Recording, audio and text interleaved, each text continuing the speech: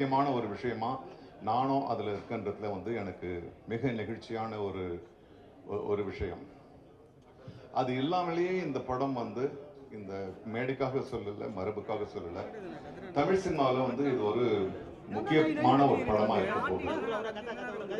ஏன்னா மணி சார் அறியப்படுறது வந்து நாயகன் படத்தினால. அது வெற்றிகரமான படம் என்பதை விட ஒரு கல்ட் ஃபில்மா இருந்துச்சு. இன்னைய வரைக்கும் இருக்கிற new generation of directors they wanted to match Nayakan என்ற மாதிரி ஒரு ஒரு ஒரு தர நிலையை வந்து கொண்டு வந்து வச்சது நாயகன் என்ற படம். அதே மாதிரி கமல் சார் அவருடைய நடிப்பை பற்றி நம்ம சொல்ல வேணாம். பல பரிமாணங்கள், அது ஒவ்வொரு படம் எடுத்தாலும் ஒவ்வொரு கோணத்திலிருந்து அவர் தன்னை வெளிப்படுத்திக்கிறாரு. ரெண்டு பேருமே சேர்ந்து அவங்க ரஹ்மான் சார் ஆஸ்கர் இந்தியாவில் இருக்க பல சினிமா சம்பந்தப்பட்ட கலைஞர்கள் ஆசைப்பட்டு இருக்கும்போது 2 ஆஸ்கர் வாங்கிட்டு வந்தாரு. ஆக இந்த 3 பேரும் சேர்ந்து ஒரு படம் பண்றாங்கன்னா அதுல பெரிய மன அழுத்தம் அவங்களுக்கே இருக்கு.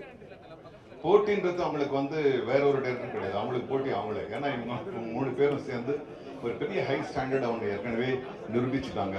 அதை விட பெருசாக்கணுன்றதுக்காக இந்த படத்தை வந்து அவங்க பண்ணியிருக்காங்க.